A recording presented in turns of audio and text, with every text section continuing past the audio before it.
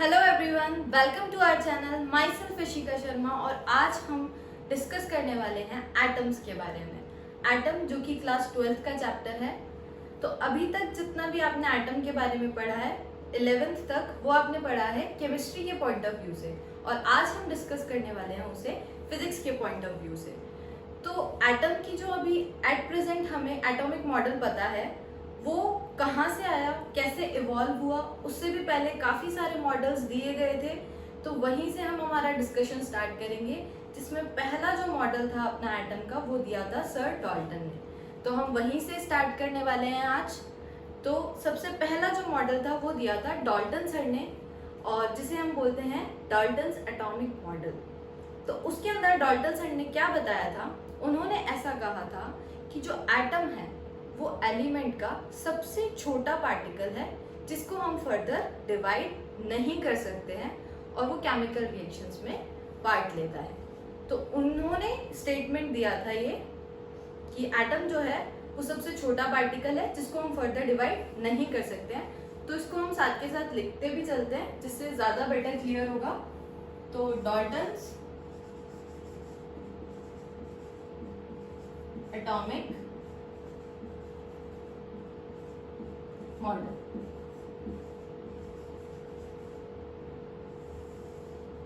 इसके अंदर उन्होंने क्या बताया था कि atom is the smallest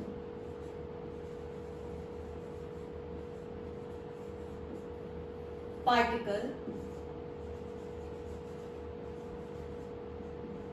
of an element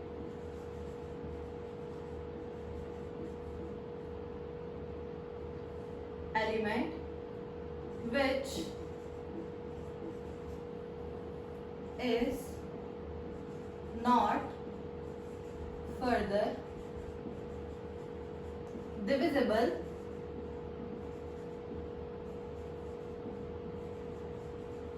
but it take part in chemical reaction. ठीक है, ये कहा था उन्होंने कि एटम जो है वो क्या है, सबसे छोटा पार्टिकल है, जिसको हम आगे डिवाइड नहीं कर सकते हैं, और वो क्या कर रहा है, केमिकल रिएक्शंस में पार्ट ले रहा है। दूसरी चीज उन्होंने क्या बताई थी, सेकेंड थिंग उन्होंने बोली थी, atom of an element are similar in weight, shape and size, but atom of different element are different in weight,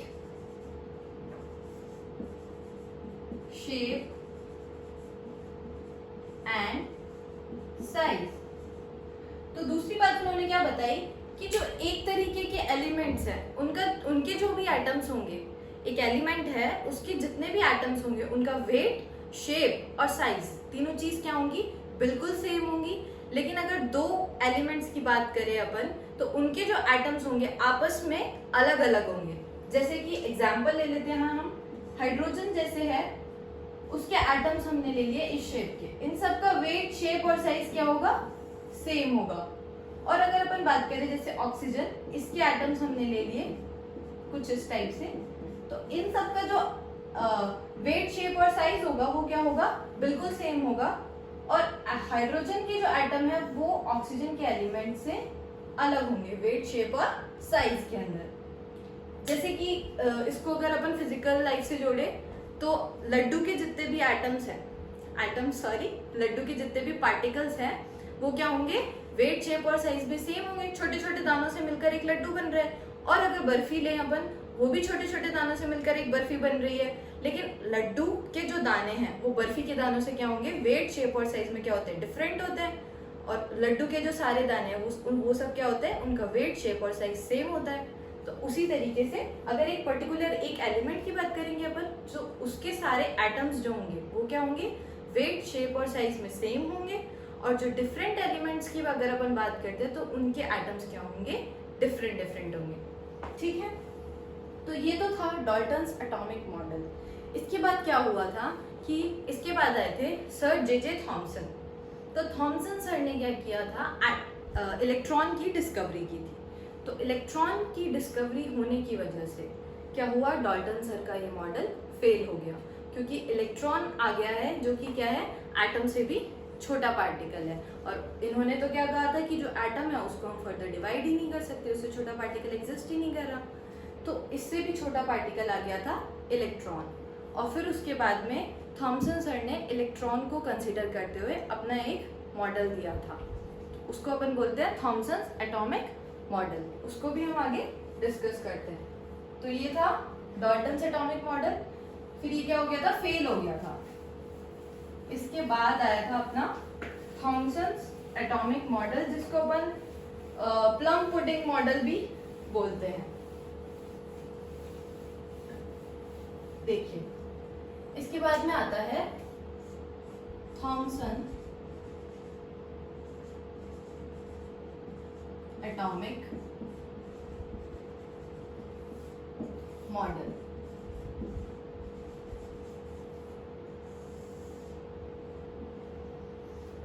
और जो डाल्टन्स एटॉमिक मॉडल था वो हाइड्रोजन स्पेक्ट्रम को भी एक्सप्लेन नहीं कर पा रहा था, तो इसलिए भी वो क्या था, फेलियर था। उसके बाद में आया था अपना थॉमसन एटॉमिक मॉडल। तो थॉमसन एटॉमिक मॉडल के अकॉर्डिंग जो एटम है, एटम वो क्या है, एक पॉजिटिव चार्ज स्फीयर की तरह है, ठीक है, जिसके अंदर जो इलेक्ट्रॉन्स हैं वो सीड्स ऑफ वाटरमेलन की तरह क्या है, एम्बेडेड है। तो थॉमसन ने अपना एटॉमिक मॉडल क्या दिया था, atom is a positive charge sphere in which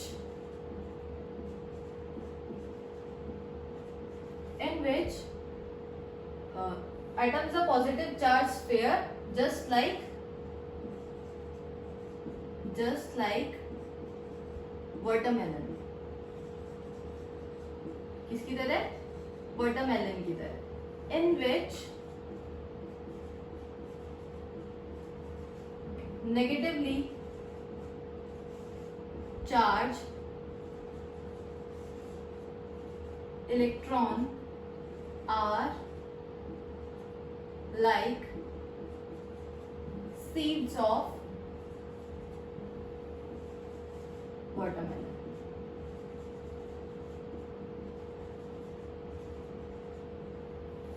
तो थॉमसन एटॉमिक मॉडल हमें क्या बताता है कि जो पॉजिटिवली चार्ज स्फीयर की तरह एटम को कंसीडर किया गया है, जिसके अंदर जो इलेक्ट्रॉन्स हैं वो क्या होंगे, सीड्स ऑफ वाटरमेलन की तरह एम्बेडेड होंगे। जैसे कि पॉजिटिव चार्ज स्फीयर है, इसके अंदर इलेक्ट्रॉन्स क्या हैं, वाटरमेलन की सीड्स की तरह एम्बेडेड है।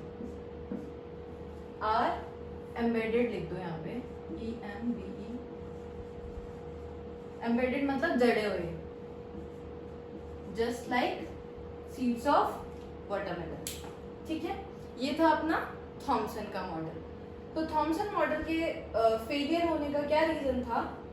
पहली बात तो ये, जो एक चीज तो इससे एक्सप्लेन हो गई थी कि अगर अपन किसी मेटल को हीट करते हैं तो इलेक्ट्रॉन ही बाहर क्यों निकलता है, इलेक्ट्रॉन ही क्यों इजेक्ट होता है। तो ये तो इन्होंने एक्सप्लेन कर दिया था, अगर अपन इसको हीट करेंगे किसी भी मेटल को तो इलेक्ट्रॉन ही बाहर इसलिए निकल रहे हैं क्योंकि इलेक्ट्रॉन्स क्या है, मतलब पॉजिटिव चार्ज जो है वो क्या है, पूरे वॉल्यूम में इक्वली डिस्ट्रीब्यूटेड है, इसलिए इलेक्ट्रॉन्स ही बाहर निकलेंगे। लेकिन हाइड्रोजन स्पेक्ट्रम को क्या था, ये एक्सप्लेन नहीं कर पाए थे। ठीक है, इसलिए ये मॉडल क्या हो गया था, फेल हो गया था, थॉमसन एटॉमिक मॉडल।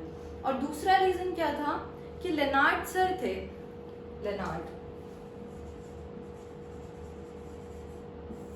लेनार्ड ने ये कहा कि अगर हम कैथोड रे को किसी मेटल के ऊपर इंसिडेंट कराते हैं तो क्या करनी चाहिए, वो रोक देनी चाहिए, क्योंकि अगर अपन किसी, ये इलेक्ट्रॉन्स हैं एटम के अंदर, ठीक है, तो अगर अपन कैथोड रे इंसिडेंट कराते हैं इसके ऊपर तो कैथोड रे आगे जानी ही नहीं चाहिए, क्योंकि कैथोड रे क्या होती है, इलेक्ट्रॉन से मिलकर ही तो बनती है कैथोड रे, तो वो आगे जानी ही नहीं चाहिए। लेकिन एक्सपेरिमेंटली ऐसा देखा गया, जो कैथोड रे थी वो इसको पार करके दूसरे एंड पे पहुंच रही थी। तो इसका मतलब लेनार्ड सर ने ऐसा कहा कि जो एटम है उसके अंदर इलेक्ट्रॉन्स ऐसे डिस्ट्रीब्यूट तो नहीं हो सकते हैं, एटम के अंदर जो मोस्टली पार्ट है उसका खाली होना जरूरी है, तभी ये चीज पॉसिबल हो सकती है कि कैथोड रे उसको क्रॉस करके जा रही है। तो इन दोनों के मॉडल्स को कंसीडर करते हुए इसके बाद आए थे सर रदरफोर्ड, अर्नस्ट रदरफोर्ड। इसके बाद नेक्स्ट मॉडल जो है, थॉमसन का एटॉमिक मॉडल भी यहाँ पे फेल हो गया था, उसके बाद में आए थे, तो नेक्स्ट मॉडल है अपना रदरफोर्ड एटॉमिक मॉडल। उससे पहले अपन क्या करेंगे, रदरफोर्ड एक्सपेरिमेंट के बारे में डिस्कस करेंगे, जिसको अपन गीगर मार्सडेन एक्सपेरिमेंट भी बोलते हैं। तो स्टार्ट करते हैं, रदरफोर्ड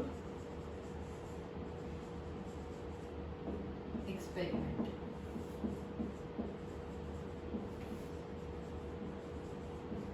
रदरफोर्ड एक्सपेरिमेंट, तो इसके अंदर क्या किया था अपन ने, सबसे पहले इसके अंदर अपन ने लिया था अल्फा पार्टिकल का सोर्स, जहां से अल्फा पार्टिकल आएंगे, एक रेडियो एक्टिव एलिमेंट ले लिया था,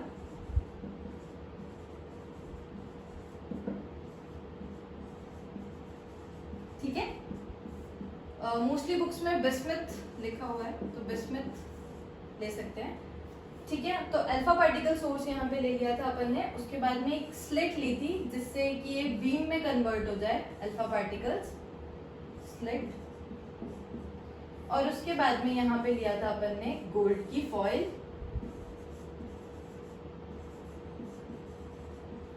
जिसकी थिकनेस कुछ थी 10⁻⁻⁷ मीटर के आसपास, ओके। और बाकी जितने भी इस पे ऑब्जर्वेशंस थी वो अपन ने कहाँ ऑब्जर्व की, ZNS स्क्रीन। ऑब्जर्वेशन के लिए अपन ने क्या किया, एक स्क्रीन लगा दी, इसी पे अपना पूरा ऑब्जर्व करेंगे अपन कि क्या क्या होता है।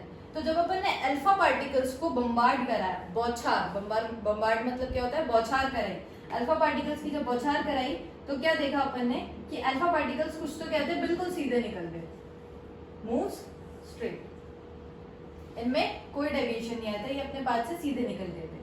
कुछ अल्फा पार्टिकल्स जो थे वो कुछ डेविएट हो रहे थे, एक कुछ एंगल पे क्या हो रहे थे, डेविएट हो रहे थे, और 8000 में से एक अल्फा पार्टिकल था जो कि अपने पाथ पे वापस आ गया, सेम डायरेक्शन में रिटर्न हो गया था, ठीक है। तो ये पूरा एक्सपेरिमेंटल सेटअप था जिसके अंदर अपन ने क्या किया, अल्फा पार्टिकल की सोर्स लिया था, स्लिट थी, गोल्ड फॉइल थी और ZNS स्क्रीन थी। तो अब इस एक्सपेरिमेंट के अंदर जो जो ऑब्जर्वेशंस थी उनको, उन ऑब्जर्वेशंस को ध्यान में रखते हुए रदरफोर्ड ने क्या किया था, अपना एटॉमिक मॉडल स्टैब्लिश किया था। तो सबसे पहले देखते हैं कि क्या क्या ऑब्जर्वेशन देखने को मिली थी।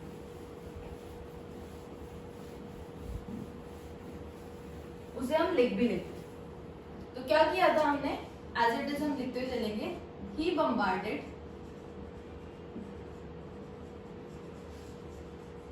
Alpha particle, beam of alpha particle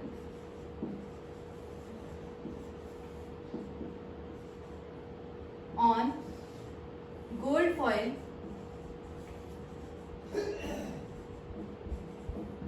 he bombarded beam of alpha particle on gold foil and observed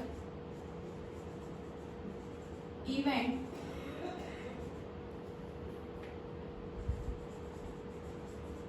on ZNS screen,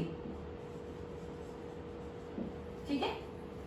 तो क्या ऑब्जर्व किया था, सबसे पहले अपन ने ये उन्होंने ये ऑब्जर्व किया था कि क्या ऑब्जर्व किया था, most of the alpha particles क्या थे, स्ट्रेट मूव कर रहे थे, most of alpha particles moves straight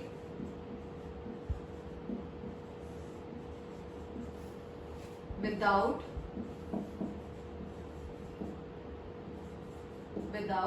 deviation, बिना किसी डेविएशन के. That shows, इससे हमें क्या पता लगा? That shows most of the part of an atom is vacant.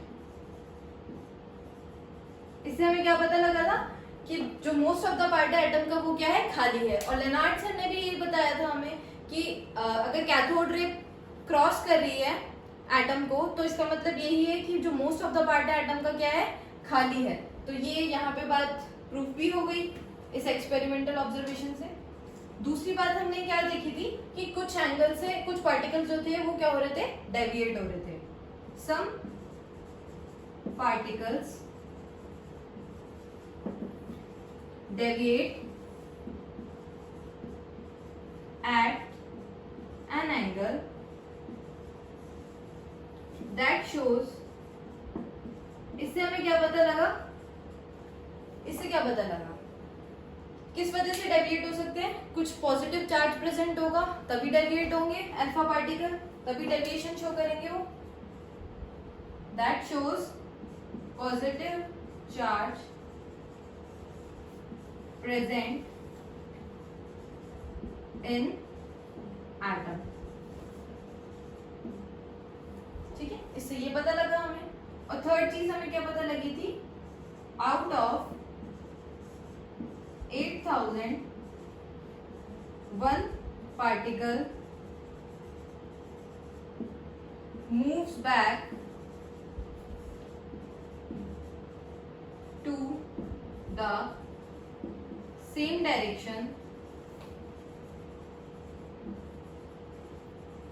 moves back to the same direction. That shows उससे हमें क्या पता चला कि कोई heavy positive charge particle present है एटम के अंदर, क्योंकि जिसका जो मास है अप्रोक्सीमेटली क्या है, एटम के मास के इक्वल है. तभी अल्फा पार्टिकल अपने पाथ पे क्या आ गया, वापस सेम डायरेक्शन में वो रिटर्न हो गया. That shows heavy positive charge present in atom. ठीक है, ये सारे अपनी क्या थी, ये तीनों थी अपनी एक्सपेरिमेंटल ऑब्जर्वेशंस. ये ऑब्जर्वेशंस अपन को एक्सपेरिमेंट परफॉर्म करने से मिली. ठीक है, सबसे पहले क्या किया उसने, अल्फा पार्टिकल बीम को बम्बार्ड कराया गोल्ड फॉइल के ऊपर और ऑब्जर्व किया ZNS स्क्रीन के ऊपर. तो देखने को मिला कि जो अल्फा पार्टिकल्स थे वो ज्यादातर क्या हो रहे थे, वापस अपने पास बिल्कुल सीधे निकल रहे थे बिना किसी डेविएशन के. बिना किसी डेविएशन के वो क्या कर रहे थे, बिल्कुल एटम को क्रॉस करके सीधे निकल गए थे. और उसके बाद में दूसरा अपन ने देखा कि कुछ जो अल्फा पार्टिकल्स थे वो क्या कर रहे थे, कुछ एंगल पे डेविएट हो रहे थे कुछ पार्टिकल्स. और 8000 में से एक पार्टिकल ऐसा था जो कि क्या था, अपनी ही डायरेक्शन में वापस आ गया था, जिससे हमें पता लगा कि हैवी पॉजिटिव पार्ट क्या है, एटम के अंदर प्रेजेंट है. ठीक है, तो ये सारे ऑब्जर्वेशंस के बाद रदरफोर्ड सर ने अपना क्या दिया था, एटॉमिक मॉडल दिया था. तो वो एटॉमिक मॉडल क्या था, देखते हैं. इन सारी ऑब्जर्वेशंस को ध्यान में रखते हुए Rutherford atomic model, Rutherford atomic model तो क्या था, heavy positive charge, heavy positive part present at the center of atom heavy positive part present at the center of atom known as, क्या बोलेंगे उसको अपन, न्यूक्लियस। यहां से न्यूक्लियस की क्या हुई, discovery, known as nucleus, and negatively charged particle, negatively charged particles, electron moves around it, ठीक है। और जो negatively charge,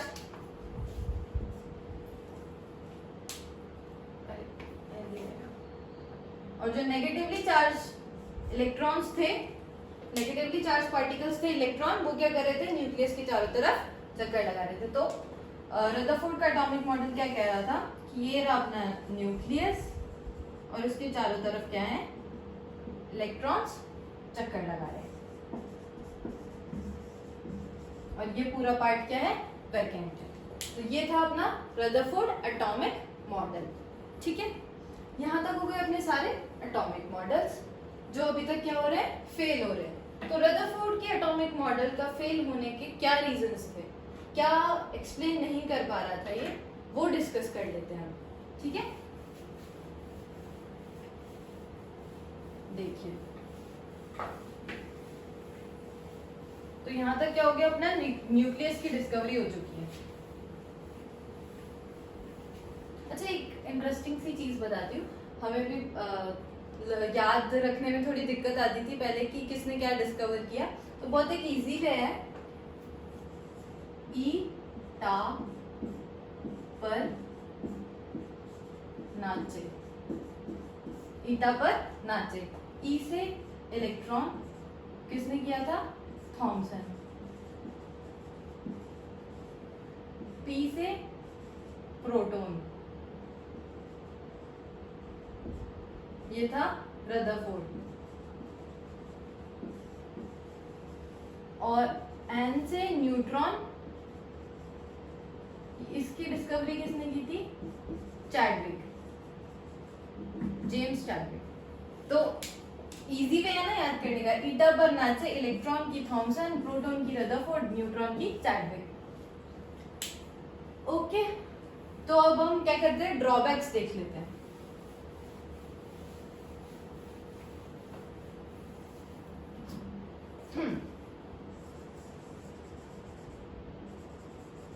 drawbacks of Rutherford atomic model.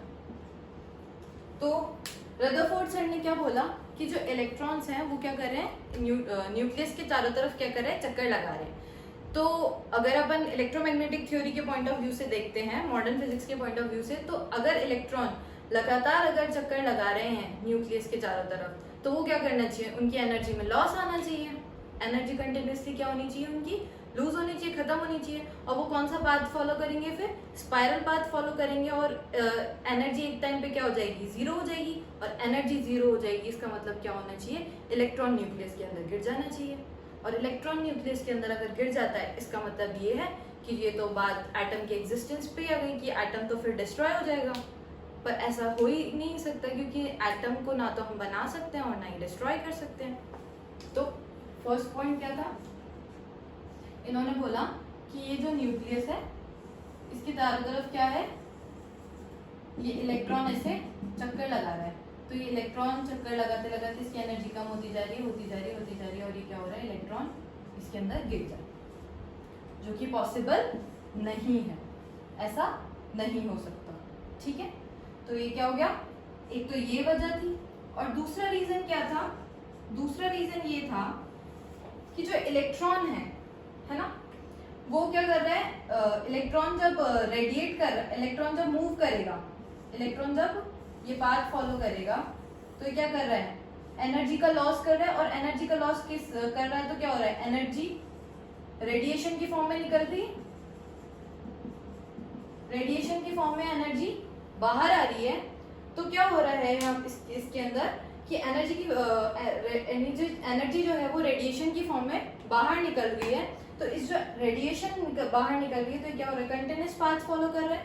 Continuous path follow करने की वजह से ये जो रेडिएशन है इसकी वेलोसिटी और फ्रीक्वेंसी के अंदर भी क्या आ रहा है, कंटिन्यूसली चेंज आ रहा है। तो ये क्या करना चाहिए इस हिसाब से, तो ये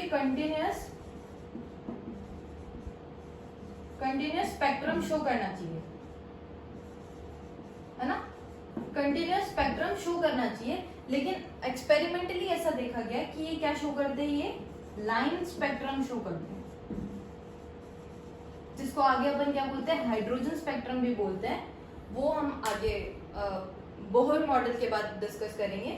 तो कंटिन्यूस स्पेक्ट्रम शो करना चाहिए, लेकिन एक्सपेरिमेंटली क्या कर रहा है, लाइन स्पेक्ट्रम शो कर रहा है। तो ये जो दो मेन रीजन थे रदरफोर्ड के एटॉमिक मॉडल के फेल होने के सबसे बड़े मेन दो रीजंस थे। तो इनको भी अपन लैंग्वेज में लिख लेते हैं।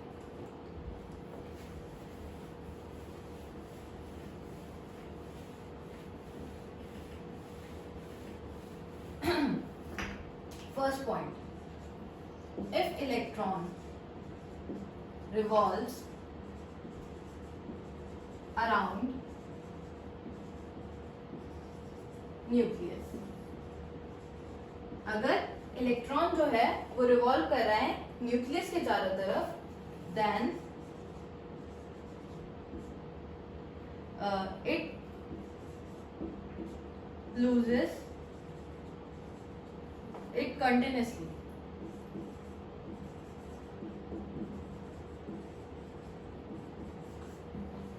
loses its energy in form of radiation and when its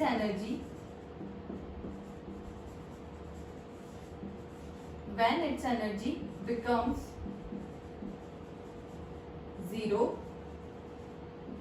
it should fall into nucleus। ठीक है, दूसरा पॉइंट क्या था, न्यूक्लियस में गिर जाना चाहिए। दूसरा पॉइंट क्या था, एटम should shows continuous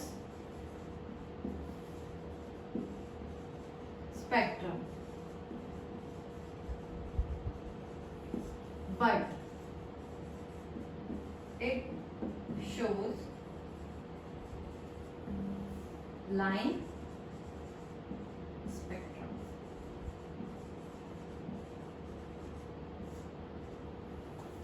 तो एटम क्या शो करना चाहिए, कंटिन्यूस स्पेक्ट्रम शो करना चाहिए, लेकिन एटम क्या शो करता है, लाइन स्पेक्ट्रम को शो करता है। ठीक है, ये जो दो थे क्या थे, ड्रॉबैक्स थे रदरफोर्ड के एटॉमिक मॉडल के। ठीक है,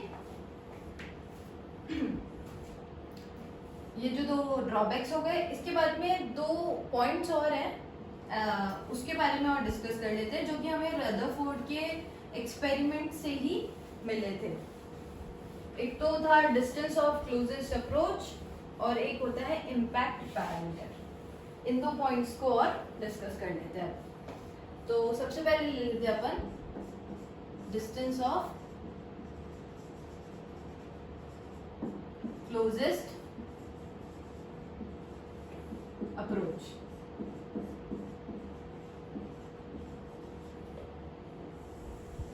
ठीक है, तो डिस्टेंस ऑफ क्लोजेस्ट अप्रोच, तो क्या होता है, हमने भी पढ़ा था कि अल्फा पार्टिकल्स को जब अपन क्या कर रहे थे, बम्बार्ड कर रहे थे गोल्ड फॉइल के ऊपर, तो क्या हो रहा था, एक अल्फा पार्टिकल क्या हो रहा था, वापस आ रहा था सेम अपने पाथ पे।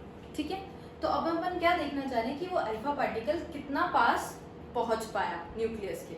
ठीक है, वही क्या लाएगी, क्या अपनी डिस्टेंस ऑफ क्लोजेस्ट अप्रोच। तो ये अपना न्यूक्लियस मान लो। ठीक है, तो इस न्यूक्लियस से ये जो अपना अल्फा पार्टिकल है ये कितनी पास पहुंच पाया, ये जो दूरी कहलाएगी ये अपनी क्या कहलाएगी, डिस्टेंस ऑफ क्लोजेस्ट अप्रोच। कितना पास पहुंच पाया है न्यूक्लियस के, इसको अपन किससे रिप्रेजेंट करेंगे, आर नॉट से। ठीक है, तो क्या होता है जब अल्फा पार्टिकल अपन बम्बार्ड कराते हैं तो इनकी जो एनर्जी होती है, काइनेटिक एनर्जी, वो किस में कन्वर्ट हो रही होती है? इलेक्ट्रिकल एनर्जी में कन्वर्ट होती है। तो ऐसा पॉइंट जहां पे इसकी काइनेटिक एनर्जी कंप्लीटली किस में कन्वर्ट हो जाए? इलेक्ट्रिकल पोटेंशियल एनर्जी में कन्वर्ट हो जाती है, उस पॉइंट पे अपना क्या निकलेगी? Distance of closest approach. मतलब इस पॉइंट पे अपनी क्या हो जाएंगी? Kinetic energy of alpha particles is equal to potential energy of alpha particle and nucleus. ठीक है, तो सबसे पहले अपन क्या करते हैं, एक m मास का कंसीडर कर लेते हैं, m मास का एंड v वेलोसिटी, m मास और v वेलोसिटी से ये अल्फा पार्टिकल आ रहा है। ठीक है, तो इसकी अल्फा पार्टिकल की काइनेटिक एनर्जी क्या हो जाएगी? Half m v square. ठीक है, और चार्ज ऑफ न्यूक्लियस क्या हो जाएगा? Ze, और चार्ज ऑफ अल्फा पार्टिकल अपन ले लेते हैं 2e, है ना। तो उसके बाद में पोटेंशियल एनर्जी का फॉर्मूला होता है k q1 q2 upon r naught. तो k 2ze into e upon r not, k 2k z e square upon r not. ये तो आ गई पोटेंशियल एनर्जी, और ये क्या आ गई? अपनी काइनेटिक एनर्जी। अब r नॉट की वैल्यू निकालने के लिए अपन को क्या करना है? इन दोनों इक्वेशंस को इक्वल करना है। तो इक्वेशन फर्स्ट और इक्वेशन सेकंड से half m v square equals to किसके हो जाएगा? 2k z e square upon r naught. तो r नॉट की वैल्यू क्या आ जाएगी? इसको इधर भेज देंगे, 4k z e square upon m v square. ये आ गई अपने डिस्टेंस ऑफ क्लोजेस्ट अप्रोच। और एक r नॉट की वैल्यू और आ जाएगी, अगर अपन इसको हाफ एम वी स्क्वायर को रिप्लेस कर दे, इसको अपन ये तो एज इट इज रहने देते हैं, इसके अंदर से हाफ एम वी स्क्वायर की वैल्यू पुट कर दे अगर अपन, तो ये किस में कन्वर्ट हो जाएगा? 2k z e square into 2m v square. तो ये हो जाएगा kinetic energy of alpha particle. ये अपने दो फॉर्मूले किसके आ गए? ये दो फॉर्मूले आ गए अपने डिस्टेंस ऑफ क्लोजेस्ट अप्रोच के। तो कई बार इसके ऊपर भी क्वेश्चन बन सकता है कि अगर डिस्टेंस ऑफ क्लोजेस्ट इसको अगर अपन kinetic energy of alpha particle को डबल कर देते हैं, kinetic energy of alpha particle को अगर अपन डबल कर देते हैं तो डिस्टेंस ऑफ क्लोजेस्ट अप्रोच पे क्या फर्क पड़ेगा? तो डिस्टेंस ऑफ क्लोजेस्ट अप्रोच क्या हो जाएगी? हाफ हो जाएगी इनिशियल वैल्यू की।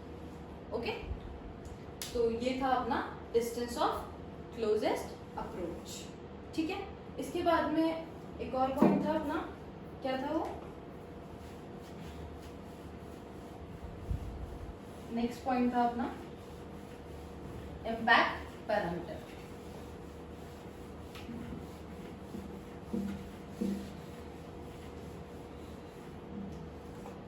इम्पैक्ट पैरामीटर तो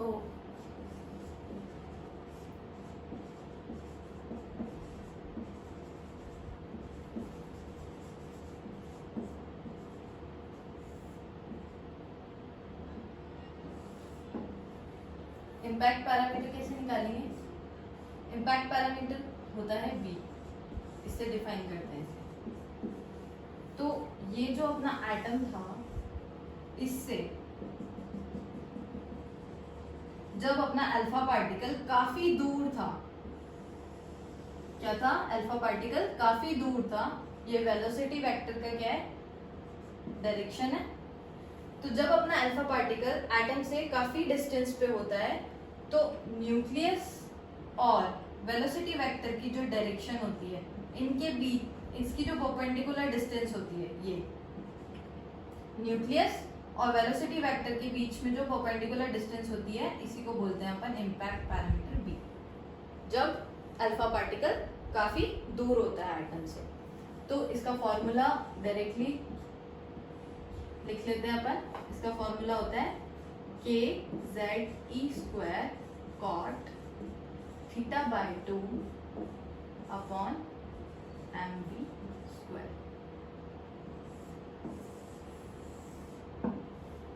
एक बार देख लीजिए, ये डायरेक्ट फॉर्मूला है।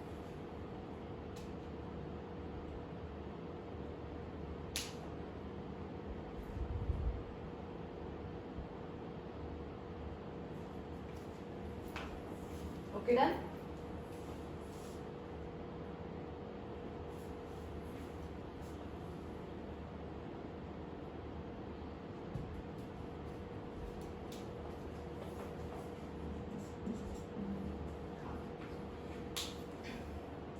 तो ये हो गया अपना इम्पैक्ट पैरामीटर बी।